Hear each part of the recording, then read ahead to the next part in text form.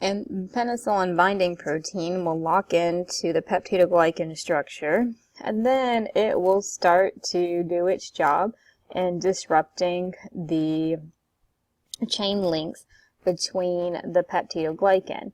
And once that disruption takes place, then you can have, again, lysing of the gram-positive cell that's causing infection.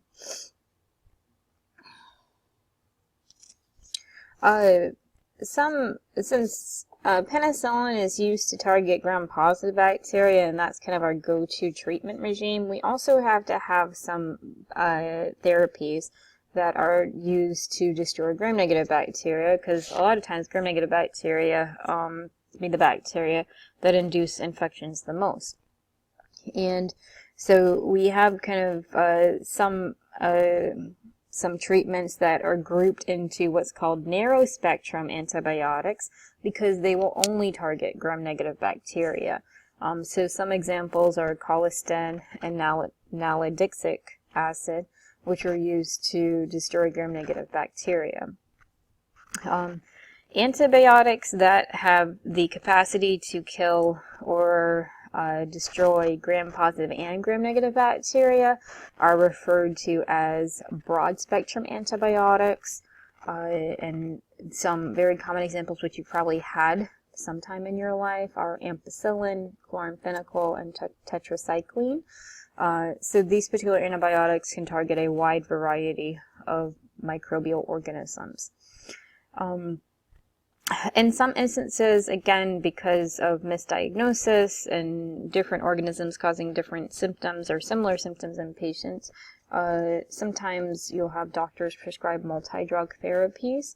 And this is because sometimes drugs will not work unless they are taken in combination. So that way that can help to impact or cleanse the body of the organism causing the infection. So an example treatment is that of tuberculosis, which you would take kind of drugs in combination in order to treat that infection. Other categories we've already touched bases on. Talked about penicillin. Remember, it's a cell wall synthesis inhibitor. It's bactericidal because it causes death of gram-positive cells. Cephalosporins is also bactericidal because it'll interfere with cell wall synthesis. So it too, like penicillin, is a cell wall inhibitor.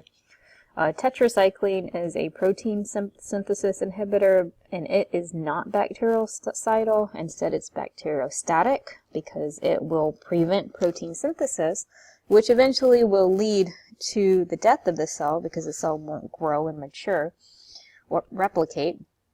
But it's bacteriostatic because it just prevents proteins from being formed. And when proteins are not formed, then we pretty much just wait for the bacterial cells to age and to die off.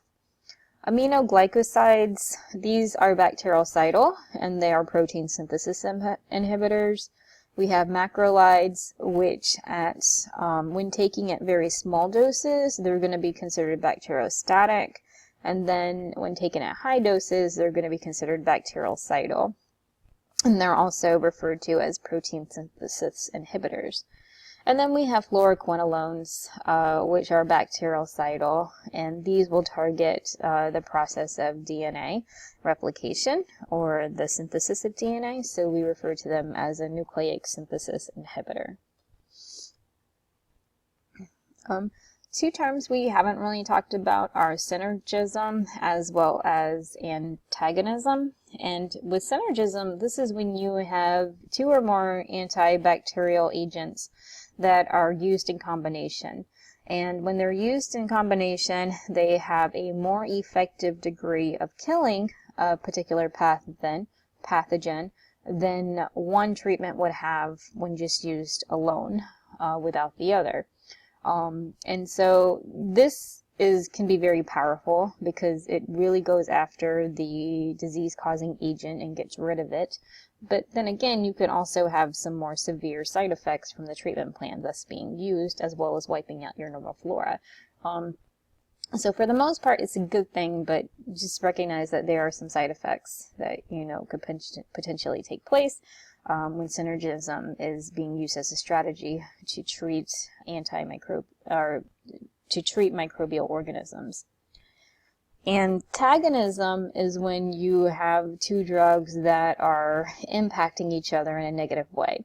And so the two drugs are not working in combination. They're not being effective in treating the patient from the infection. And because of this, the pathogen, the degree to which the pathogen is being destroyed is less than of the drugs that they would be able to do if they were working independently. So with antagonism, you don't have much, it's not effective, is basically what it comes down to. Antifungal drugs, these are drugs that work by kind of targeting the cell membrane of a fungal organism.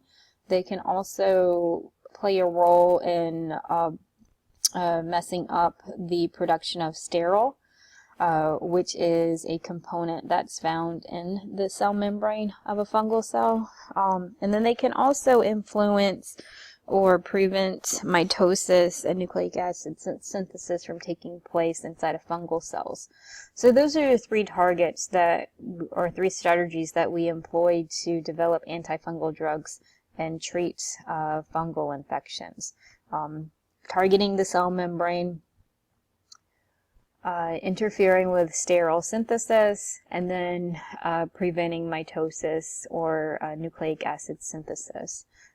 Some examples that you have are nystatin as well as amphotericin B, clotrimazole as well as micronazole, and then you have 5-flucytosine and then grisofluven.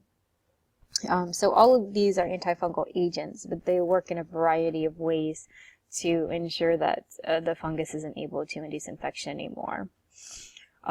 These particular types of drugs can have more toxic properties to them than the standard antibacterial or antibiotics that are taken to treat bacterial infections. And this is because of the cell structure of the organisms that are used. So remember, when you're treating bacterial infections, the bacterial cell is different. It's a prokaryotic cell, which is different from our cells. And whenever you have fungus that's growing on our skin or somewhere in our body and we try to treat it, the cells are very similar to our cells because our cells are also eukaryotic. So because of that, it can make antifungal drugs they can exhibit much more toxic properties than antibacterial drugs. Some antifungal drugs are kind of outlined here in terms of how they're being used. So like the amphotericin that I was telling you about, if you look at the the antifungal treatment that's being employed, you can see in this image, let me move this one out of the way. These are our amphotericin B, and amphotericin B is going after the sterols inside of the cell wall of the fungus. And so once this attaches and binds to the membrane, it causes the membrane to split, right? So it interferes with the membrane, and as an interfering mechanism, what happens is you have solutes on one side of the membrane start leaking over to the other. And when that happens, then you can have lysing of the fungal cell. So that's one mechanism, that amphotericin B, and how it's able to destroy a fungal cell. With this particular diagram here, what we're looking at is essentially the blocking of the generation of DNA inside the fungal cell, as well as the inhibition of protein synthesis. And so one example we have is that of cytosine deaminase, and we have essentially this enzyme that's being used to carry in this 5-fluorotosine that I was telling you about. So in this particular unit here, once it gets through the cell membrane of the fungal cell, and this whole blue area is the fungal cell, it makes its way through, and then the fluorotosine is going to be used to inhibit the production of DNA or inhibit the production of proteins. Okay, so this whole process is basically disrupted. And that happens because you have this FFC unit, and it's going to start interrupting the process of phosphorylation and then the conversion to DNA, the deoxynucleosides. And so you have these disruptions in this process, which is going to cause inhibition of an enzyme called thymidylate synthase. And when this particular component is not being produced, then that's going to lead to the inhibition of DNA. So DNA is not going to be generated. And then at the same time, you also have disruption in the production of protein, because what happens is this molecule, the 5-FC, which is the antifungal agent, is going to serve as a substitute for uracil. And without uracil, you can't have translation to a protein. So that's kind of a good example that disrupts two processes, DNA synthesis as well as protein synthesis. Antiviral agents are still being researched, well, as all of these are, but they're among the newest weapons in antimicrobial strategies to defeat viruses. They're very hard to use because viruses are typically intracellular. So remember, they're very parasitic and they have to be inside of a host cell. So we have to figure out a way to get the antiviral treatment into the host cell. Our traditional treatment plan with antivirals is to inject a attenuated virus or parts of a virus inside of a patient and have the patient's body be challenged with the virus so the patient can generate its own immunities. But we're exploring ways to produce drugs that can be taken to hopefully prevent and treat viral infections. So some drugs can do this. Excuse me. Some drugs are able to do this. They can be effective in certain viral infections, but not all viral infections, so we don't really have a large, broad spectrum created yet for antivirals. What drugs will do is they will simply prevent viral replication from taking place, so this helps to kind of contain the virus to certain cells that have already been infected. Antiviral agents exist in the form of what we call cocktails, where you have kind of a multitude of different drugs that are being used to treat an infection. So one particular illness or disease that we're trying to treat with this is that of HIV infection.